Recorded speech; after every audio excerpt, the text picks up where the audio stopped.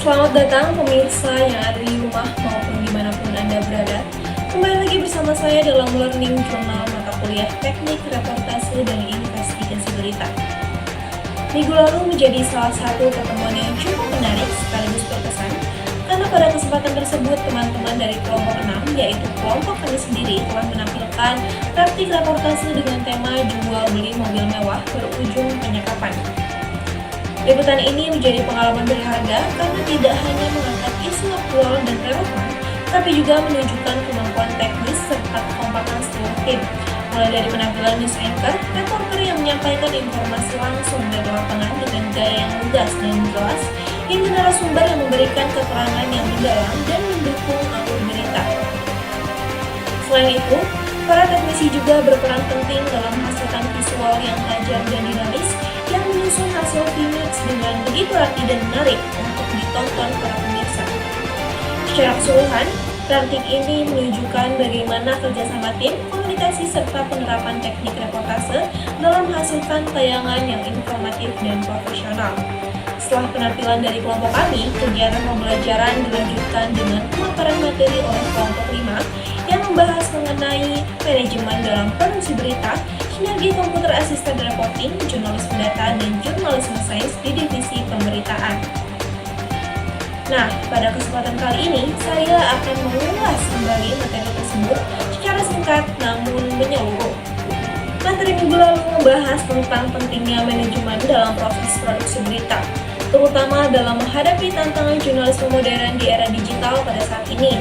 Dalam konteks jurnalistik, manajemen produksi berita berarti proses perencanaan, pengorganisasian, pelaksanaan, dan pengawasan seluruh kegiatan redaksi agar berita yang dihasilkan dapat tersaji secara akurat, cepat, dan tetap kredibel. Proses produksi berita pada umumnya terbagi menjadi 3 tahapan utama. Yang pertama yaitu praproduksi, yaitu tahap perencanaan, pencarian ide, penentuan sudut pandang berita, serta pengumpulan data awal. Yang kedua, produksi, yaitu proses pelaksanaan peliputan, wawancara, pengambilan gambar, hingga penulisan naskah berita. Dan yang terakhir, pasca produksi, yaitu proses penyuntingan, verifikasi data, serta penyusunan hasil akhir untuk disiarkan kepada publik. Nah, dari tahapan tersebut, kita melihat bahwa setiap unsur dalam tim redaksi itu memiliki peran yang saling berkaitan dan harus dijalankan secara terkoordinasi.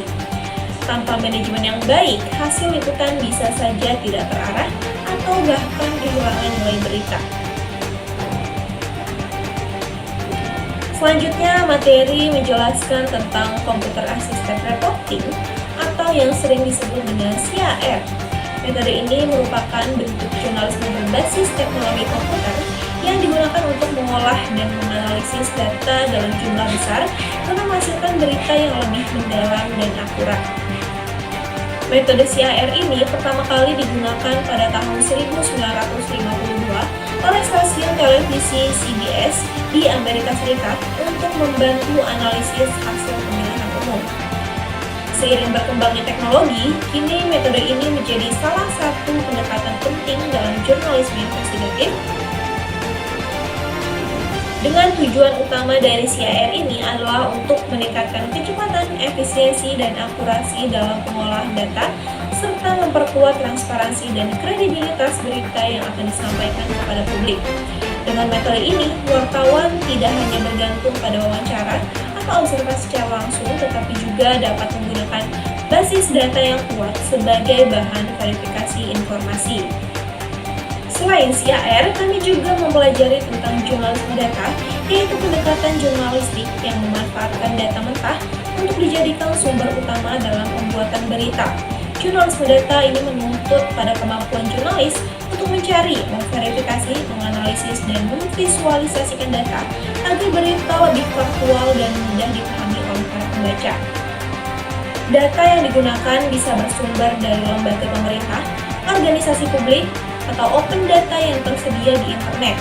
Dalam penerapannya, ada 3 prinsip utama yang harus dijaga, yaitu reliabilitas atau keandalan data, kedua kredibilitas, yaitu tingkat kepercayaan terhadap sumber data, dan yang terakhir validitas, yakni sejauh mana data tersebut akurat dan dapat dipertanggungjawabkan. Dengan prinsip-prinsip itu, jurnalisme data membantu menghadirkan berita yang tidak hanya informatif tetapi juga kuat secara ilmiah dan transparan. Berikutnya adalah jurnalisme sains, sebuah pendekatan yang berfokus pada penyampaian informasi ilmiah kepada publik secara jelas, akurat, dan mudah dipahami. Berbeda dari jurnalisme umum yang menonjolkan kecepatan, jurnalisme sains ini menekankan pada ketelitian dan kedalaman analisis. Tujuannya adalah meningkatkan literasi sains masyarakat, membangun kesadaran rasional terhadap perkembangan ilmu pengetahuan, serta melawan penyebaran berita palsu atau informasi yang menyesatkan. Dalam praktiknya, jurnalisme sains harus mampu menerjemahkan istilah-istilah teknis menjadi bahasa yang ringan tanpa mengurangi esensi dari penemuan ilmiah tersebut. Dalam organisasi media, divisi pemberitaan memegang peranan penting sebagai jantung dari kegiatan jurnalistik. Struktur di dalamnya mencakup pemimpin redaksi, redaktur pelaksana, editor, reporter, kameramen, dan presenter. Masing-masing memiliki tanggung jawab yang berbeda, namun tetap saling mendukung untuk mencapai satu tujuan, yaitu menghasilkan berita yang berkualitas dan layak siar.